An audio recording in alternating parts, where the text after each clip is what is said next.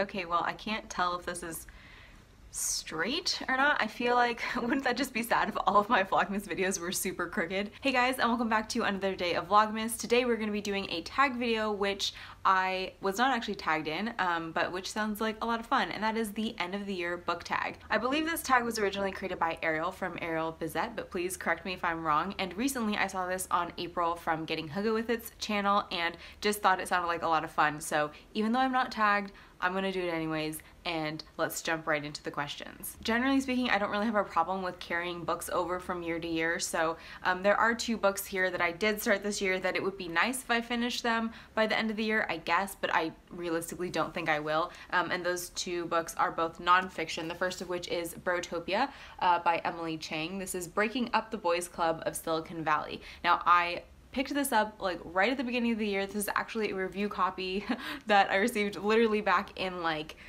January, February. I was going to review this for April magazine, and then my life circumstances changed, my job changed, I ran out of time, kind of lost track on this one, and it's literally just been completely forgotten. I did actually get really into reading it though. I was tabbing things. I have my bookmark still in there, so who knows, maybe I will feel like picking this one up, but I don't think I'm going to finish this one before the end of the year. The other nonfiction book I started earlier this year is Meditation for Fidgety Skeptics by Dan Harris and Jeff Warren.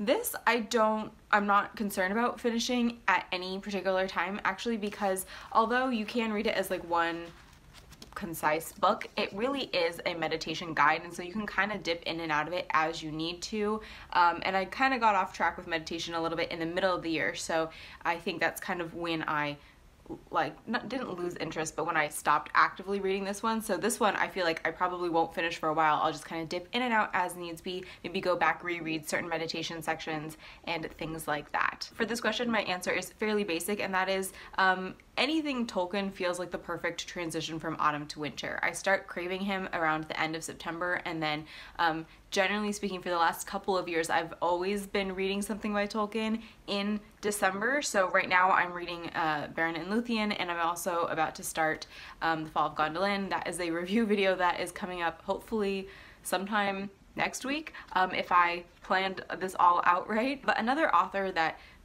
occasionally will work for me this time of year is C.S. Lewis. I think the reason I crave both of those authors is that when I was in like lower and middle school, during this time of year, I went to a school where we did a lot of handicrafts, so a lot of knitting, woodwork, that sort of thing, and while we were doing those crafts in class, one of the teachers would either read something like The Hobbit or The Lord of the Rings or one of the Chronicles of Narnia to us, so I think that's kind of why, for me, they're the perfect autumn, fall, that was redundant, autumn, winter authors. Honestly, I'm really terrible at keeping track of new releases. I do really enjoy at the beginning of each year going through publisher catalogs and kind of picking out different titles and saying, hey, that would be really interesting to read, and yeah, I should really remember to pick that up, and yet I never follow through on that. That being said, I finally got my hands on Convenience Store Woman by Sayaka Murata, so I'm not waiting for this to come out, but I have been waiting for my hold to come in at the library, so I'm definitely going to read this, and I really did not realize quite how short this is, so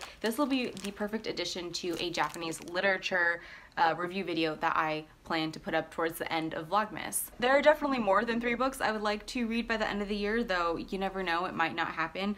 One book that I'm pretty dang sure I'm going to finish is The Housekeeper and the Professor by Yoko Ogawa. I've been working on this one for a little while, and it's just kind of been on hold. I actually just totally put it on hold during Nonfiction November, but I am already almost halfway through, and like I said, I do plan on doing a Japanese literature, translated literature review. Another book I would love so very much to have completed by the end of the year is Unaccustomed Earth by Jhumpa Lahiri, because this has been a carryover book for me for like 2 years now. I honestly think I started reading this one back in 2016 and just, I mean, like, I have 4 stories left, I think. I think part of what's going on here is that I love her first collection, Interpreter of Maladies, in part because it's so succinct. I think she packs a lot into some very tightly written short stories, whereas this feels a little bit like she's just kind of going on. All of the stories in here are quite a bit longer than the stories in Interpreter of Maladies, and there's only one in here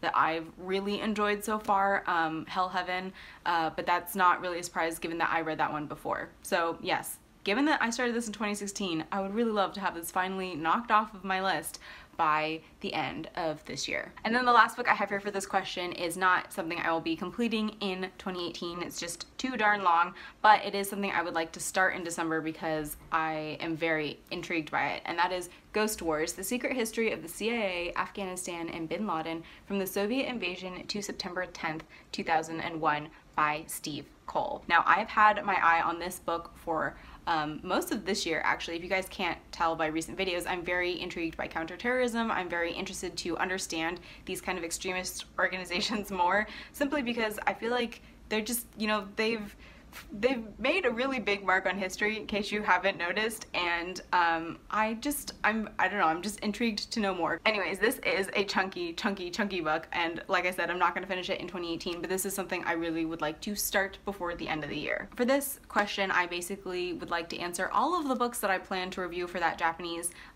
translated fiction review video I keep mentioning, and I say these books because last year, about this same time, I picked up the Nakano Thrift Shop by Hiromi Kawakami, and that ended up being one of my favorite books of the year.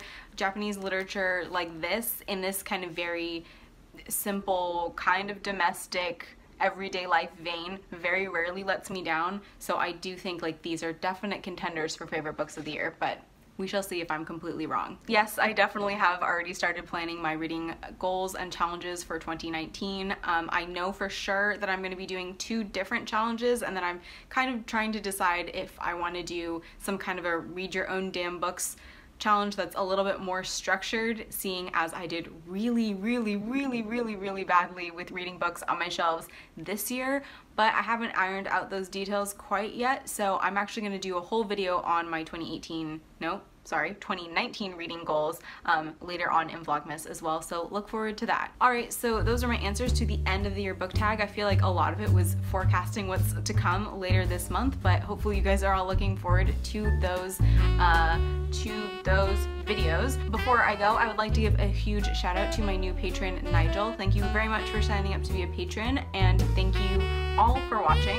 I hope you enjoyed today's video. I hope you are having a fantastic day, and I will see you tomorrow. Bye!